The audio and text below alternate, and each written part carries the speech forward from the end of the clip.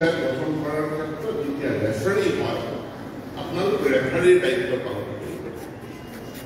ৰেফাৰীৰ responsibility এটাই, ৰেফাৰীয়ে কাৰো পক্ষ ল'ব, ৰেফাৰী নিৰপেক্ষ হ'ব। এতেকে কোনো আঞ্চলিক পঞ্চায়ত সদস্যা এপিএম তেওঁলোকে কোনো সভাপতি প্ৰাৰ্থীৰ যাতে পক্ষ নলয়, কাৰণ আপোনালোকে পক্ষ ল'লেই বস্তু আৰু জটিল। গাঁও পঞ্চায়ত গঠনৰ ক্ষেত্ৰত এপিএম সকলে যদি পক্ষ ল'ব তেতিয়াহ'লে আপুনি ৰেফাৰী হ'ব নোৱাৰিব, আৰু আপুনি যেতিয়া ৰেফাৰী হ'ব নোৱাৰিব আমি উপযুক্ত বা উচিত ব্যক্তিজনক সভাপতি বা উপসভাপতি হিচাপে নিৰ্বাচিত কৰাত আমি জটিলতাৰ সন্মুখীন হওঁ। গতিকে আমিতো কাৰ্যকৰ্তাসকলে নলওঁৱেই। গতিকে আমি নিৰপেক্ষ থাকিলেহে বেষ্ট কেণ্ডিডেট যিজন আটাইতকৈ উপযুক্ত সেই মানুহজনক আমি সভাপতিৰ দায়িত্ব দিব পাৰিম, যিজন বেষ্ট মানুহ সেইজনক আমি উপসভাপতিৰ দায়িত্ব দিব পাৰিম। আজিয়ে মই জিলা সভানেত্ৰী আছে, গণশক্তিৰ সভাপতি আছে, পঞ্চায়তী ৰাজ ব্যৱস্থা সম্পৰ্কে আমি আগতীয়াকৈ পঞ্চায়তৰ কি দায়বদ্ধতা থাকে এইটো সম্পৰ্কে আমি এখন কৰ্মশালা কৰিম। কিন্তু কেইবাজনো বক্তাই আগতে কৈ গৈছে যে অকল পঞ্চায়ত কেন্দ্ৰিক চিন্তা চৰ্চা এপিজেপিসকলে কৰিব নালাগে।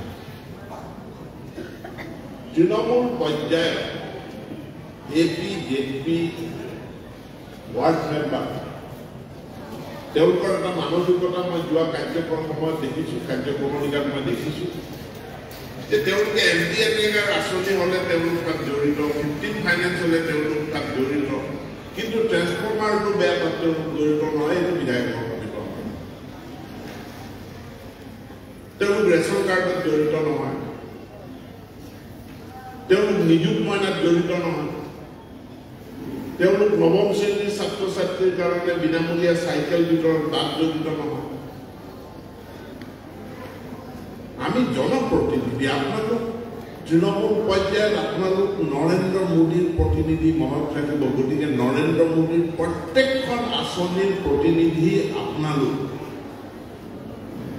আপোনালোক হিমন্ত বিশ্ব শৰ্মাৰ প্ৰতিনিধি, তেওঁৰ চৰকাৰখনৰ প্ৰতিনিধি। গতিকে অসম চৰকাৰৰ প্ৰত্যেকখন আঁচনিৰ আপুনি তৃণমূল পৰ্যায়ত আপোনালোক ইলেক্টেড ৰিপ্ৰেজেণ্টেটিভ হিচাপে আপোনালোক তাতে প্ৰতিনিধি। এতেকে এই আঁচনিসমূহ বুজিব লাগিব, তাত তেওঁ নিজৰ দায়বদ্ধতা বুজিব লাগিব, আৰু সেৱা হি সংগঠন এই নীতিৰ আধাৰত আপুনি ৰাইজক সেৱাটো আমি কৰিব লাগিব। সামগ্ৰিকভাৱে যে কেৱল পঞ্চায়ত কেন্দ্ৰিক আঁচনি কেইটাৰ প্ৰতিনিধি আপুনি নহয়, কেৱল পঞ্চায়ত কেন্দ্ৰিক আঁচনি কেইটাত আপোনাৰ দায়িত্ব সীমাবদ্ধ নহয়, আপোনাৰ দায়িত্ব প্ৰধানমন্ত্ৰী, মুখ্যমন্ত্ৰী, ৰাজ্য চৰকাৰ, কেন্দ্ৰীয় চৰকাৰ সকলো আঁচনিলৈকে আপোনালোকৰ দায়িত্ব, আপোনালোকৰ ৰেছপন্সিবিলিটি, ডিউটি এণ্ড ৰেছপন্সিবিলিটি তালৈকে সম্প্ৰসাৰিত হ'ব, আৰু সেইখিনি আপোনালোকে পালন কৰিব লাগিব। আৰু দলেও তাৰ কাৰণে আমি কৰ্মশালাৰ ব্যৱস্থা কৰিম। এই কথাকেইটা কৈ আপোনালোক সকলোকে পুনৰবাৰ মোৰ ফালৰ পৰা অভিনন্দন জনাই দেশমাতৃৰ সেৱাত অহা 5টা বছৰ উৎসৰ্গা কৰি কাম। পপুলাৰ ডাইলগটো হ'ল টাইম। তো টাইম নাই, আৰু টাইমটো এনেকুৱা এটা বস্তু যাক আপুনি মেনেজ কৰিব। যদি দায়বদ্ধতা আছে, টাইম আছে। পূৰ্বৰ কাৰ্যকালত দেখা গ'ল পাৰ্টিৰ মিটিং চৰকাৰ আছে, তাৰ পাছতো আমিতো পাৰ্টিৰ মিটিংবিলাক এটেণ্ড কৰি আছো। তো পাৰ্টিৰ মিটিং পাৰ্টিৰ কাৰ্যসূচী কোনেও পঞ্চায়তত মোৰ দায়িত্ব আছে মই ডাঙৰ মানুহ গতিকে সময় নাই বুলি আপোনালোকে এৰাই চলিব নোৱাৰে প্ৰথম মনত ৰাখিব যে পাৰ্টিৰ কাৰ্যসূচীটোৱে প্ৰথম পঞ্চায়তৰ কাৰ্যসূচীটো দ্বিতীয় পাৰ্টি ফাৰ্ষ্ট পঞ্চায়ত ছেকেণ্ড পঞ্চায়তক ফাৰ্ষ্ট নকৰিব মই মন্ত্ৰী মোৰ কাৰণ মন্ত্ৰিত্ব ফাৰ্ষ্ট নহয় মিনিষ্টাৰ ফাৰ্ষ্ট নহয় পাৰ্টি ফাৰ্ষ্ট কাৰণ পাৰ্টিয়ে নিদিলে মই মন্ত্ৰী হ'ব নোৱাৰো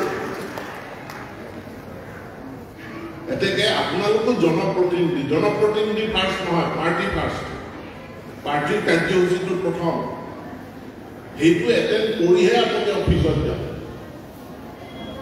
তাৰো সংকল্প ল'বলৈ মোৰ ফালৰ পৰা আহ্বান জনাই পুনৰ সকলো বিজয়ী প্ৰাৰ্থীক মোৰ ফালৰ পৰা অভিনন্দন জ্ঞাপন কৰি মোৰ বক্তব্য ইয়াতে সামৰণি মাৰিছোঁ ভাৰত মাতা কি জয়